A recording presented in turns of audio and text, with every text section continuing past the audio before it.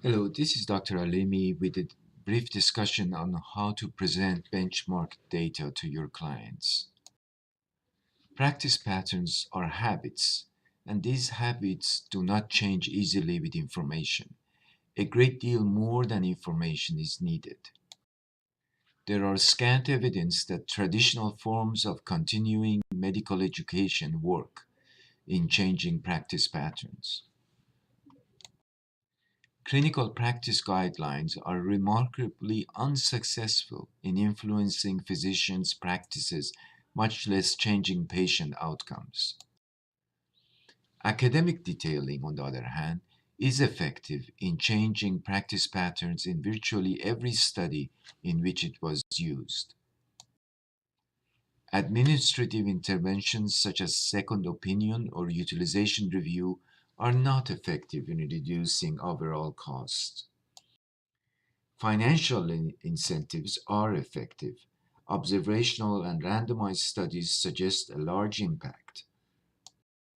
Changing the patient is, in fact, effective in changing the clinician's practice and is one of the strategies that you may want to pursue.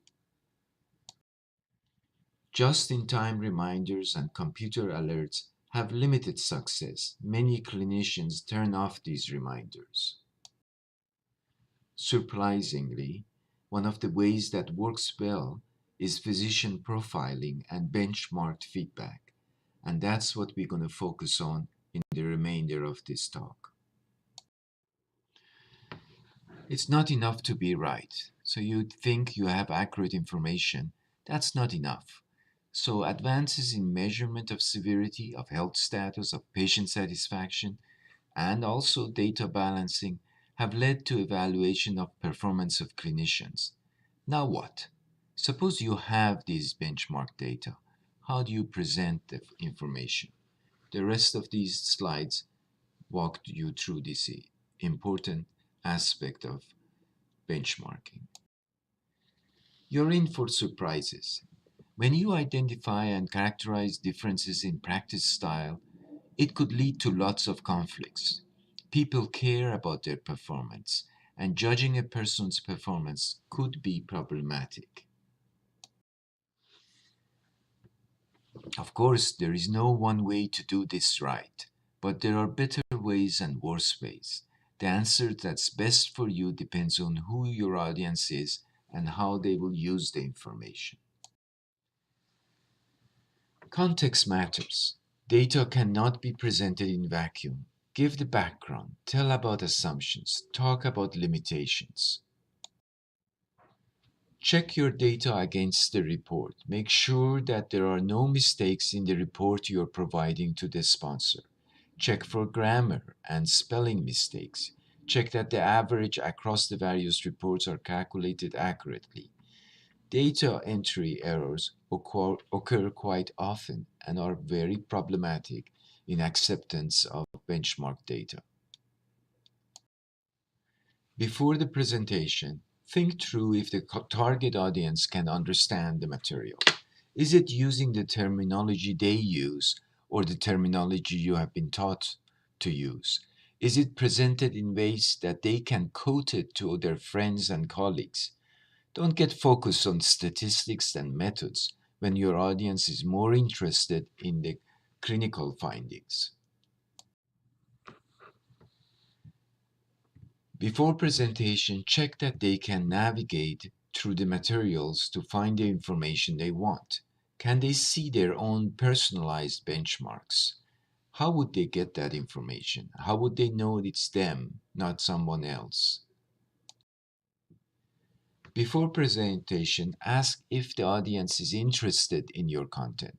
Think through the appropriateness of the presentation for the audience. Think through how and why the audience will be interested in the points you're making. Focus on their interest, not yours.